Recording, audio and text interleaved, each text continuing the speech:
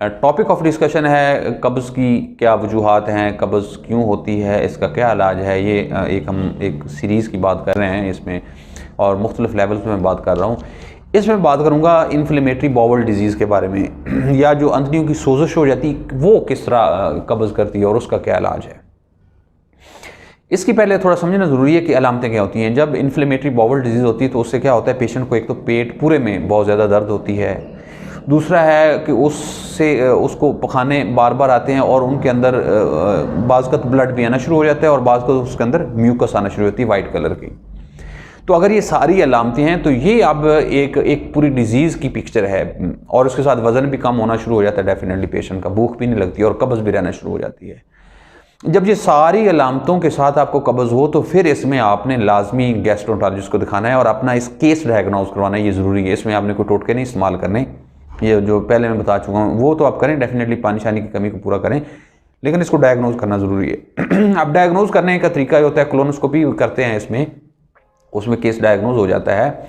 अगर हम इलाज की बात करें तो इस केस में हमने प्रॉपर इस डिजीज़ को ठीक करना है तो आपका मसला हल होगा। इसमें किसी किस्म का आपने वो जो सिरप यूज़ करते हैं कॉन्स्टिपेशन के लिए वो बिल्कुल नहीं करने, उससे बल्कि आपका ये जो केस है वो ज़्यादा ख़राब होगा, आपकी डिजीज़ भी ख़राब होगी, आपकी कॉन्स्टिपेशन भी ख़राब होगी।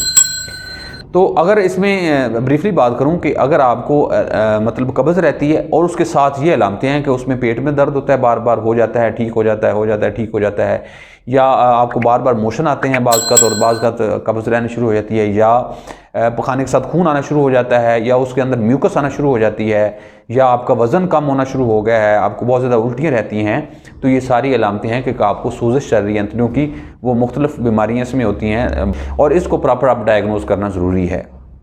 तो इस केस में आप कभी भी ये यूज़ नहीं करेंगे जिसने भी सीरम मार्केट में अवेलेबल हैं, क्योंकि उससे आपका ये ज़्यादा मसला ख़राब होगा। इसलिए इसमें प्रॉपर डायग्नोज और प्रॉपरली इसको ट्रीट करना बहुत ज़रूरी है अगर आपने उसको प्रॉपर हल करना है। तो आपने नीचे कमेंट्स में ये बताना है कि कभी आपने या फैमिली फ्रेंड में से किसी ने इस तरह का केस, इस तरह का मसला हुआ है और आपने इस तरह का कोई फेस किया है किसी केस को। अगर किया है तो आप नीचे कमेंट्स में लिखें। इसके अलावा और कोई अगर क्वेश्चन है तो मोस्ट वेलकम, आप नीचे लिखें, मैं कोशिश करूँगा आपको रिप्लाई करूँ। अल्लाह ताला आपको और आपके घर वालों का हामी नासर हो। अल्लाह हाफ़िज़।